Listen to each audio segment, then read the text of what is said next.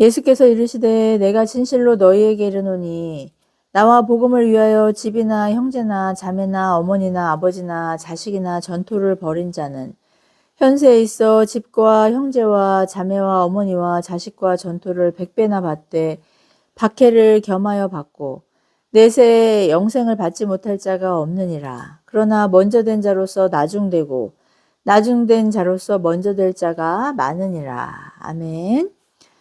오늘 마가복음 10장 17절에서 31절까지의 말씀, 다른 신들이라는 제목을 가지고 오늘 말씀의 은혜를 함께 나누고자 합니다. 오늘 본문은 마태복음 19장과 이 누가복음 18장에도 동일하게 기록된 그런 기사입니다. 사복음서 중에서 가장 먼저 기록되었다고 그렇게 인정받고 있는 마가복음의 오늘 본문을 이제 보완해주는 관점에서 동일한 기사들이 이 두 복음서에도 기록되어 있죠. 마태복음 19장의 이 부자 청년 기사에 이어서 그 20장의 포도원 품꾼 비유가 이어지는데요. 이 비유로 이 마지막 때에는 구원받는 자가 분명하게 드러난다는 것을 그렇게 말씀하셨죠. 종말의 반전이란 우리가 보기에 이 구원받을 만하다고 인정한 사람들이, 오늘 우리가 봤던 이 부자 청년이나 뭐 이스라엘 사람들이 자신들은 이제 하나님의 선택된 백성이고 구원이 예정되어 있다고 그렇게 확신하고 있었잖아요. 그렇게 인정받았던 사람들이 구원받는 것이 아니라 구원받을 가치가 없다고 되는 그런 우리 같은 이방인들, 죄인들이 도리어 주님께 인정을 받고 그 영생을 선물로 받는다는 것을 말씀하셨던 것이죠. 이제 나중된 자가 먼저 되고 먼저 된 자가 나중된다는 것이 바로 이런 이런 반전을 의미하고 있어요. 오늘 본문에 등장하는 이 부자 청년은 그 마태복음 20장에 나오는 그 아침 일찍부터 포도원에 들어가서 하루 종일 일을 한 품꾼처럼 구원받을 만한, 또 품삯을 받을 만한 가치가 있어 보이는 그런 사람이라는 것을 알 수가 있어요. 당시에 이스라엘의 뭐 종교 지도자들 역시 부자 청년과 같이 자신이 하나님 나라를 상속받기에 합당한 그런 백성이라고 확신을 갖고 있었죠. 그래서 누가복음의 그 세리와 또 그 지도자의 그 기도를 한번 보면요. 어때요? 뭐 세리는 하나님 앞에 너무 부끄러워서 얼굴을 들지 못하고 그냥 가슴만 치고 있었지만 그 종교 지도자들은 어떻게 하나요? 나는 뭐 11조하고 기도하고 금식하고 얼굴을 꼿꼿이 하나님 앞에 들면서 그렇게 자신의 의를 하나님 앞에 자랑하고 있지 않았나요? 그런 것처럼 그렇게 일말의 의욕도 없이 자기들은 구원이 보장된, 영생이 보장된 사람들이라고 그렇게 확신을 갖고 있었죠. 하루 종일 땀을 뻘뻘 흘리면서 일을 했기 때문에 율법을 지키고 또 그 계명을 대로 살기 위해서 그렇게 분투했기 때문에 뭐 품꾼이 마땅한 품삯을 받는다고 생각했던 것처럼 그들도 이 부자 청년도 자신은 영생을 받기에 합당하다는 확신 가운데 주님께 나왔던 거예요. 그러나 맨 나중에 들어와서 얼마 일도 하지 않은 이 품꾼과 동일한 품삯을 받게 된다는 것을 나중에 그 처음 왔던 품꾼이 알았을 때 그는 주인의 관대함을 의심하고 심지어 부인하고 또 주인의 인격을 그렇게 폄하하기까지 했어요. 나는 마땅히 그럴 자격이 있는데 저 사람은 자격이 없다. 그런데 주인은 나와 저 사람을 동일하게 취급하고 있네. 일찍부터 일한 품꾼은 그렇게 주인을 의심하고 또 주인이 불공평한 사람이라고까지 비난하게 되죠. 그러나 반대로 맨 나중에 들어와서 별로 수고한 것도 없는데 하루 종일 수고한 품꾼과 동일한 삭을 받은 그 품꾼은 주인을 어떻게 생각하겠어요?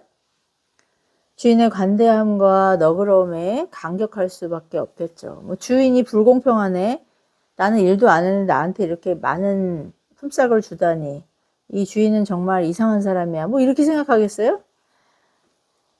그런 주인의 그늘 아래서 살고 싶다는 생각을 할 거예요. 매일매일 이 주인을 만났으면 좋겠다. 이 포도원에서 일하고 싶다. 이런 간절함을 갖지 않겠어요? 그리고 일한 것도 없는데 일 많이 한 동료들과 동일한 대우를 해주시는 주인에게 너무 감사한 마음과 또 더불어서 동료들에게 미안한 마음도 갖겠죠.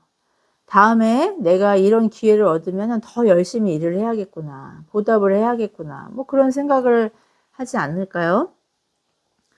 주님은 아무 공로 없이 구원받아 그리스도의 생명을 소유한 우리가 바로 이 나중되었던 사람들, 아무도 구원받을 것이라고 상상도 못했던 사람들이라고 그렇게 말씀하고 계시죠.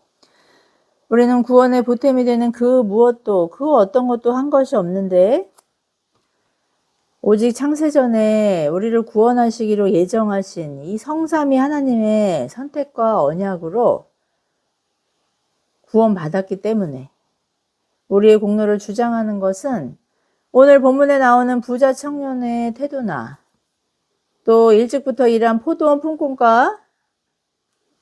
품꾼의 태도와 같다고 주님은 말씀하고 계신 거예요.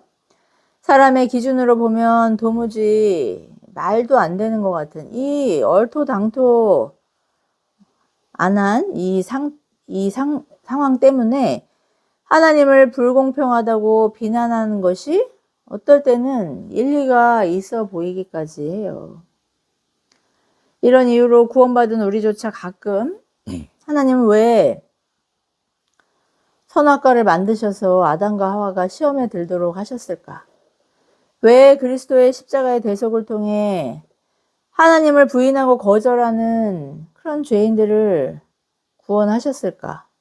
왜 구원을 이렇게 골치 아프게 만드셔서 스스로 고통을 당하시는 걸까? 뭐 이런 의혹을 가질 때가 있지 않나요? 하나님의 성품과 인격에 대한 어떤 의혹인 것이죠. 개가 자기 꼬리를 물기 위해서 빙글빙글 미친 듯이 도는 것처럼 이 하나님의 성품에 대한 이런 의심증이 생기는 적이 종종 있지 않나요? 우리는 대체로 인식의 출발점을 우리 자신에게서부터 시작하곤 해요. 인간의 존재 이유나 또 세상의 시작이나 목적 등을 이야기할 때 그 출발점을 우리에게 또 세상의 자원에 두곤 하죠. 그러나 오늘 주님께서 부자 청년에게 말씀하시듯 우리는 의지적으로 우리의 인식을 하나님으로부터 출발해야 답을 찾을 수 있습니다. 창조주 하나님의 선하심과 전능하심을 인식할 때 비로소 우리의 죄와 무능을 발견할 수 있는 것이죠. 우리는 할 수 없지만 하나님은 하실 수 있는 이 죄인의 의인됨과 자녀됨의 신비를 통해 주님에 대한 신뢰를 회복할 수 있는 저와 여러분 되길 바랍니다. 그 은혜 안에서 이 땅에서도 하나님 나라의 그 유업을 100배나 누림으로 또 겸하여 박해와 고난을 당하는 이 하나님 나라가 임했지만 아직 완성되지 않은 이 나라에서도 천국의 그 부요함을 미리 맛보고 또 핍박과 박해와 고난의 도전에도 흔들리지 않는 하나님 절대 의존과 신뢰로 우리 하나님의 살아계심과 그리스도의 구주와 또 주인 되심을 세상에 담대히 입술과 또 삶으로 전파하는 저와 여러분 되기를 예수님의 이름으로 축복합니다. 예수님 당시 문화에서는 사람들에게 가르침을 전하는 그런 선생님을 두고 그 선생님을 이제 따랐어요. 부자 청년은 진리에 대한 갈망이 있었던 사람이에요. 그는 주님을 선생님이라고 부르면서 주님의 제자가 되고 싶어서 이렇게 주님께 나왔던 거예요. 그는 많은 기적을 보이시고 또 군중들에게 둘러싸인 주님이 바로 자신이 따르고 싶은 그런 정말 신뢰할 만한 스승이라고 생각했던 것 같아요. 존경하는 마음을 주님 앞에 이렇게 무릎을 꿇는 것으로 그렇게 표현했죠. 주님을 따르고 싶은 열정이 충만했던 청년이었습니다. 이 부자 청년은 주님을 선한 선생님이라고 그렇게 부르고 있어요. 그러자 주님은 그의 오해를 교정하시죠. 그의 오해가 무엇이었냐면요. 주님이 메시아라는 것을 알지 못했다는 거예요. 그냥 다른 랍비들처럼 선생님들처럼 바른 교훈을 전하는 뭐 그런 스승이라고 그렇게 생각하는 거였던 거죠. 그가 주님의 메시아 되심을 인식하지 못하는데도 주님을 신적인 존재로 추앙하고자 하는 그의 야망을 주님은 보셨기 때문에 그 야망을 물리치시는 의미로 오직 하나님만 선하시다고 말씀하시죠. 사람의 의나 공로는 선함의 기준이 될 수 없다는 거예요. 주님이 하나님이심을 모르고 그냥 좋은 인격자이자 뭐 스승이라고 생각했던 그에게 주님의 선함은 사실 인간적인 어떤 그런 공로나 의의가 될 수 있기 때문에 그것을 물리치신 것이죠. 그가 주님의 메시아 되심을 바르게 인식하는 사람이었다면 아마 선한 선생님이라고 불렀던 그의 호칭을 물리치지 않으셨을 거예요. 왜냐하면 여러분 아시다시피 우리 주님은 하나님이시잖아요. 부자 청년은 이 주님의 미스테리한 기적과 사역을 곁에서 목격한 제자들이나 많은 군중들이 그랬던 것처럼 영생을 얻을 수 있는 그 방법에 대해 질문하고 있습니다. 경건한 이스라엘 사람들, 특히 종교적인 훈련과 그 학습에 익숙한 사람들이라면 누구나 관심 갖는 것이 바로 천국과 영생이었기 때문이에요. 그리고 그들의 마음속에는 우리는 구별된 사람들이다. 우리는 구원받은 사람들이다. 우리는 천국에 갈 것이고 영생을 얻을 것이라는 그런 그릇된 자기 확신들이 있었어요. 주님은 그 부자 청년에게 선을 행할 무능함과 또 불의함을 비추는 거울인 이 율법의 계명을 들여다보게 하시죠. 이것을 통해 그가 영생을 얻기에 철저히 무능한 죄인임을 인식하게 하시려고 이웃사랑의 이 계명들을 말씀하셨어요. 그러나 그는 자신이 이미 율법을 다 지켰다는 이 확신과 자신감에 차서 신나게 이 모든 계명을 어려서부터 지켜왔노라고 그렇게 주님 앞에 자랑을 하죠.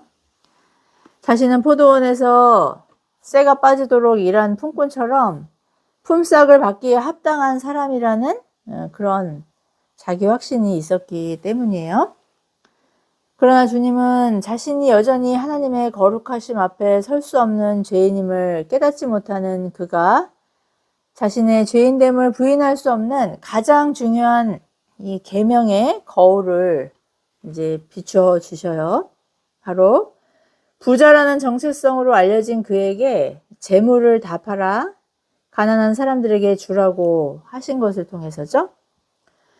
본문은 이제껏 자신이 영생을 받기에 합당하다고 확신하면서 신이 나 있던 그가 갑자기 슬픈 기색을 하고 근심에 쌓인 그런 얼굴로 주님을 떠났다고 그렇게 기록하고 있습니다. 그가 나중에 회심하고 주님께 돌아왔을까요? 성경은 여기에 대해 침묵하고 있습니다. 이 열린 결말에 대해 여러분 생각은 어떠신가요? 그는 왜 근심에 쌓인 얼굴로 슬퍼하면서 주님을 떠났을까요? 십계명을 하나님 사랑과 이웃 사랑으로 요약하신 이 주님의 율법의 거울에 자신의 공로를 비추어 보니 주님을 사랑하지 않고도 자신의 선행으로 구원받을 수 있다는 그 왜곡된 확신이 그렇게 폭로되었기 때문이에요. 십계명의 제일 계명이 무엇입니까? 여러분 뭐 십계명 다 암송하고 계시나요? 예, 한번 이제 예배 끝나면은 십계명을 한번 다 보시고 점검 한번 해보시길 바래요. 제1계명이 뭘까요? 너는 나 외에 내 앞에 다른 신들을 두지 말라. 이게 하나님의 제1계명이잖아요. 그죠? 그 다음 계명들이 다 어떻게 해요? 하나님을 섬기는 거와 관련되어 있어요. 우상 숭배하지 말아라. 형상을 만들지 말아라. 하나님의 그 이름을 모독하지 말아라. 하나님의 거룩하심을 훼손하지 말아라. 안식일을 지키라. 이런 것들이 다 하나님 섬김과 관련이 있죠. 그러니까 자기와 공로는 이웃사람과 관련된 뭐 부모 공경, 뭐 살인하지 말고, 간음하지 말고, 도둑질하지 말고, 거짓 증거하지 말고, 또 탐욕을 다른 사람의 것을 탐욕으로 빼앗지 말라는 이런 모든 계명들이 사실 유추할 이런 계명들이 나올 수 있는 이유는 바로 제1계명의 하나님 사랑에서 비롯된 것인데, 이 사람은 사실 하나님보다 더 사랑하는 재물, 그 우상을 섬기다가 다른 계명들은 지켰지만 가장 중요한 계명들을 놓쳤기 때문에, 그럼에도 불구하고 주님이 그것을 지적하셨을 때 그것을 포기하지 못하고 떠날 수밖에 없었기 때문에 그는 슬퍼하며 근심에 쌓였던 것이죠. 자신이 구원받을 수 없는 사람이라는 것을 깨닫게 된 거예요. 이 상황을 지켜본 제자들 역시 자신들은 영생을 상속받게 되었다고 확신하는 그런 상황이 나와요. 28절에 보면 베드로 사도가 뭐라고 얘기해요? 우리가 모든 것을 버리고 주를 따랐다고 그렇게 말하는 장면이 나오잖아요. 부자 청년은 재산을 버리지 못했지만 자신들은 다 버렸기 때문에 이제 우리는 영생을 당연히 상속받게 되는다는 또 다른 이제 자기의를 그렇게 주장하는 장면이 나오죠. 그런 이유로 주님께 당당하게 그렇게 선언할 수 있었던 거예요. 하지만 그들이 모든 것을 버리고 주님을 따른 이유가 정말 제1계명인 하나님 사랑 때문이었을까요? 그들 역시 주님이 정치적인 메시아로 이스라엘을 로마로부터 구출하시면 보이는 이 땅의 하나님 나라에서 공로를 인정받겠다는 야망이 있었다는 것을 얼마 지나지 않아 주님이 십자가에서 죽으시기 위해 잡혀가실 때 뿔뿔이 흩어지고 도망가는 것을 통해서 그렇게 드러내게 되죠. 그들이 낙타가 바늘길로 들어갈 수 없는 것처럼 이 부자라는 의미는 인간적인 많은 선행이나 공로라는 그런 의미라고도 할 수 있어요. 천국을 소유한 자들의 그 산상수훈에서 주님은 천국을 소유한 자들이 어떤 사람들이라고 말해요? 마음이 가난한 자들이라고 말하잖아요. 이 세상의 것에서는 가난하지만 하나님으로 인해서만 부유한 사람들이 바로 천국에 상속받는 천국의 백성들이라고 말씀하셨는데, 사실 이 제자들은 물질적으로는 부자가 아니었을지 모르지만 그 마음은 어때요? 자신의 의와 공로로 자신 모든 것을 버리고 주님을 따르고 충성했다는 그 자기로 그렇게 부자가 됐던 거예요. 그래서 하나님 앞에 자랑할 수 있는 의, 이것을 어떻게 보면 우리 부자라는 비유로 우리는 생각해 볼 수가 있어요. 어쨌든 이 부자는 하나님 나라에 그런 이유에서 들어가지 못한다는 주님의 경고를 듣고 놀라게 되죠. 주님은 모든 사람에게 재산을 다 팔아 가난한 사람들에게 나눠주라고 하지 않으셨는데 왜 하필 그 부자 청년에게만 그런 요청을 하셨을까요? 주님은 이 구원받는 것은 이 사람의 능력으로 할 수 없지만 하나님은 하실 수 있다는 말씀을 통해 영생은 우리의 공로나 의지나 노력의 결과가 아니라 그냥 하나님이 주시는 선물이다. 그렇기 때문에 어린아이가 부모가 주는 선물을 종류를 따져가면서 크기와 가격을 따져가면서 받거나 받지 않는 행동을 하지 않는 것처럼 부모의 사랑을 그렇게 의심하지 않고 그 선물을 덥석 받는 것처럼 우리도 하나님이 우리에게 주시는 이 영생의 선물, 구원의 선물을 그렇게 받아야 한다고 말씀하고 계신 것이죠. 오늘 우리가 읽었던 그 본문에 앞서서는 천국이 어린아이의 것이라고 말씀하신 맥락과 어린아이의 것이라고 말씀하시는데 그 맥락과 이어지는 말씀이에요. 주님은 우리 모두에게 동일한 요구를 하지는 않으실 거예요. 우리 각자에게도 부자 청년이 포기하지 못하고 주님을 떠났던 이유가 되는 그런 하나님보다 더 의지하고 신뢰하는 것을 주님은 대신 요구하시겠죠? 그것 없으면 살 수 없다고 생각하는 우리의 그 보물은, 우리의 다른 신은 무엇일까요? 아브라함에게는 백세에 얻은 이삭이었겠죠? 다윗 왕에게는 밧세바였을 거예요. 솔로몬에게는 영토 확장이었겠죠. 그러니까 1000명이 넘는 처첩을 두고 그렇게 통혼을 하지 않았겠어요? 저와 같은 목회자들에게는 성공한 목회자라는 평판이 따를 만한 양적 성장이 일 것이고 또 안정적인 교회의 담임 목사 청빙이 아닐까요? 여러분의 다른 신은 무엇입니까?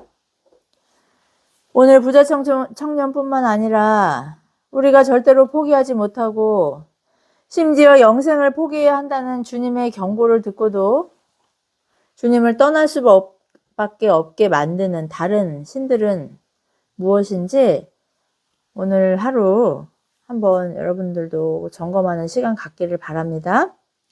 주님은 이렇게 다른 신을 섬기는 사람은 하나님 나라에 들어갈 수 없다고 말씀하고 계신 것이죠.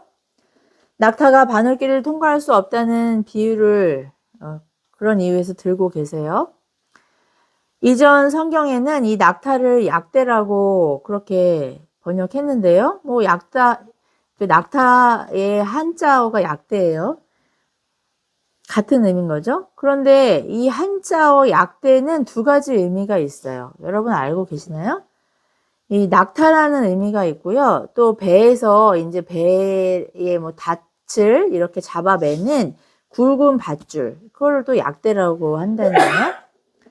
이 약대의 헬라어는 그러니까 낙타의 헬라어는 케멜로스이고 또 굵은 밧줄의 그 원어는 카밀로스래요. 발음이 되게 비슷하죠. 그래서 이게 어떻게 보면 약간 주님의 워드플레이는 아니었을까 그런 의혹을 가졌던 이제 신학자들이 많이 있었던 것 같아요. 중세 교부들과 종교개혁자 존 칼빈은 그런 이유에서 이 약대를 낙타가 아니라 밧줄이라고 해석하더라고요. 여러분 낙타가 바늘길을 통과한다는 그런 상황을 상상하시는 것보다는 그래도 밧줄로 바늘길을 꿰려고 하는 모습이 더 좀 약간 적절해 보이지 않으세요? 그래서 저도 그런 의미에서 약간 낙타가 바늘길을 뭐 통과하는 모습보다는 밧줄로 바늘길을 이렇게 꿰려고 하는 모습이 더 타당한 해석인 것 같다. 뭐 그런 생각을 하게 됐어요.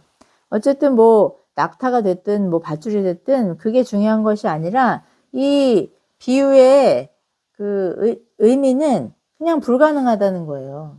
밧줄이 어떻게 바늘길을 통과하겠어요. 모든 사람들이 인정하고 자신 역시 그럴듯하다고 믿는 그 어떤 노력이나 선행이나 업적으로도 우리는 영생을 얻을 수 없다. 구원을 받을 수 없다는 의미인 것이죠. 하나님 앞에는 뭐 바늘 훔친 도둑이나 뭐 소를 훔친 도둑이나 똑같은 죄인이라는 그런 의미예요. 그 도둑질의 그 중심에 어떤 마음이 있어요? 다른 사람의 것을 탐내는, 결국은 우리의 생명도 또 우리에게 주신 모든 자원도 이 세상도 하나님 것인데 하나님 것을 마치 내 것인 양 그렇게 탈취하려고 하는 그 탐욕과 도둑의 심보가 있는 것이기 때문에 주님은 뭐 작은 도둑이 됐든 큰 도둑이 됐든 하나님 앞에서는 모두가 다 그렇게 불의한 죄인이라는 그런 의미인 것이죠. 그래서 우리는 그런 의미에서 그럴듯해 보이는 사람도 또 전혀 무가치해 보이는 사람도 동일하게 하나님 앞에서 그 의를 주장할 수 없다는 의미로 이런 말씀을 하셨던 거예요.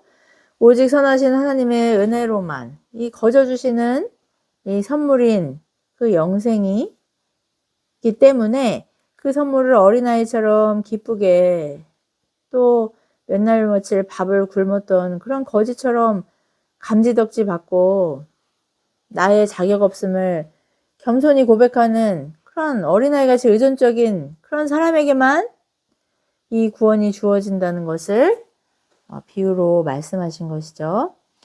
주님은 구원에 가망이 없던 나중된 사람이 구원받는 이 첫째가 되는 이런 분에 넘치는 선물을 받은 사람을 누가복음 7장에서 그 마을의 죄인이라는 그 여인의 향유옥합 사건을 통해 또 비유하셨어요.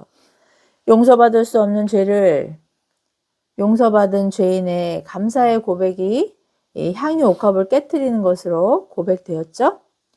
그 당시 문화에서 창녀나 간음을 한 그런 불륜녀처럼 공공연하게 죄인이라고 불려지던 처지에 있던 그런 여인이 주님께 자신의 전 재산이라고 할 만한 향유를 아낌없이 쏟아붓는 것으로 자신을 지키고 자신이 목숨처럼 사수했던 그 우상을 깨뜨리고 주님을 따랐다는 그 내용이었죠.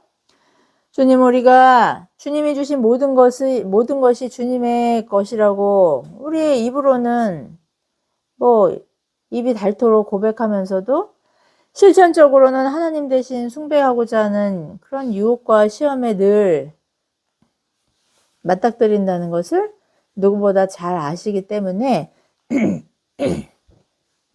부자 청년에게 그러셨던 것처럼 우리에게도 그것을 요구하고 계시죠. 하나님보다 더 사랑하는 것을 가지고는 하나님 자신이 천국이신 그곳에 들어갈 수 없기 때문이에요. 세상에 썩어질 보물을 가지고 주님 나라에 들어가서 무엇을 할 수 있겠어요? 거기에는 주식도 부동산도 코인도 성형외과도 피부과도 피트니스 센터도 백화점도 골드바도 없는 것인데 거기 그거 갖고 들어가서 뭐 하겠어요? 이 땅에 이미 임한 하나님 나라에서 우상을 섬기며 하나님을 섬긴다는 것이 불가능함을 주님은 이미 경고하셨잖아요. 천국은 온전히 하나님의 하나님 되심을 즐거워하고 기뻐하고 환영하고 누리는 곳이기 때문이죠. 그 옥합을 우리의 우상과 우리의 다른 신, 우리의 보물을 깨뜨려야 하나님 나라의 부요함을 100배로 또 배로 누릴 수 있기 때문에 주님은 그것을 깨뜨리라고 우리에게 요구하고 계신 거예요. 며칠 전 보통 사람들보다는 저희 같은 사람들보다 이르게 은퇴를 선언하고 여행과 취미생활로 분주한 지인분을 만나 교제하는 그런 시간을 갖게 되었습니다. 긴장 가득한 그런 이제 경제활동을 마치고 여유로운 은퇴 생활을 그렇게 누리고 있는 분들이었어요. 저의 일상과 크게 다르지 않은 누가 보면 참 단순하고 반복적인 이 평안한 일상을 보내고 있는 분들인데 그런데도 가끔 이렇게 살아도 되는 걸까? 그냥 인생이 좀 허무하다. 그렇게 말씀하시더라고요. 인간관계에서도 많이 외로움을 겪고 있다고 그렇게 토로했는데 그분들의 감정을 한마디로 표현하자면 두려움과 불안이었던 것 같아요. 누구나 부러워할 것 같은 여유로운 노후를 준비하고 이제는 걱정 근심 없이 누릴 일만 남아 보이는 분들이었지만 그분들에게도 아직 아주 오랫동안 경제활동을 이어가야 하는 저희 가정과는 다른 불안과 두려움과 허무함을 보게 되었습니다. 오늘 주님께서 그 부자 청년을 이렇게 21절에서 보시고 사랑하사라고 표현하셨는데 이 사랑하사가 하나님의 인간들을 향한 사랑을 의미하거든요. 아가페오라는 아가페 사랑인데 그 사랑에는 그냥 뭐 불길처럼 타오르는 막 가슴이 쿵탕쿵탕 뛰는 그런 사랑의 의미뿐만 아니라 어떤 긍휼히 여김과 또 불쌍히 여김과 안타깝게 여기는 그런 가슴을 저미는 그런 사랑을 의미하는데요.